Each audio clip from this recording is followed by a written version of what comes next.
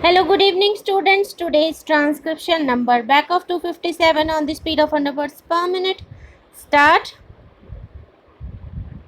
In 1929, the original bill was passed, and then in the year 1936, there was an amendment. The amending bill was brought by Mr.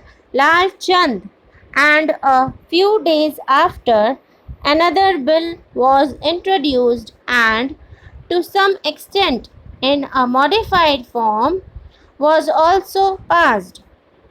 The credit went to my honorable and old friend Mr. B. Das.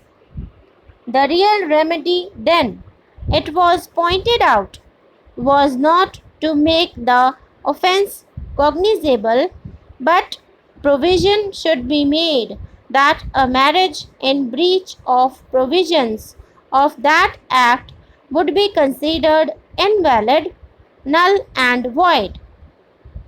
That was a radical remedy. It was there pointed out that that was a radical remedy, no doubt, but not a promising remedy, and in the long run, the consequences that would follow would be disastrous. The object of the social reformer would be frustrated. It was then agreed that the bill was much in advance of public opinion, and this particular provision was not pressed by the Congress party, which was then in opposition. But certain other matters were taken into consideration, and one of them was that in the original bill provision was made that if the marriage in contravention of the particular provisions of that act was celebrated in British India, then only it was an offence.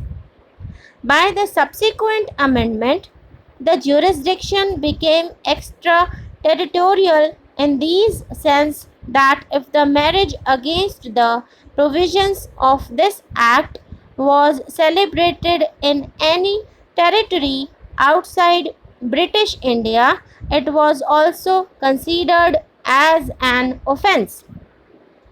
From stage to stage, amendments have been effected always with a view to seeing that we are not considerably in advance of public opinion. The present position, sir, is this. So far as the educated and upper classes are concerned, the problem is not of age of marriage. The problem is of marriage itself. I doubt whether girls are married even at 17 or 18. So that section of the community has practically little to gain from the contemplated piece of legislation. As regards the masses, what happened immediately after this original 1929 bill was introduced? It will be very interesting to note, sir, that this was written by one of the newspapers in West Bengal. So far as the attitude of the government is concerned, I want to make it quite clear that government will not agree to the raising of the age either of the boy or the girl, as it has been reported by the select committee.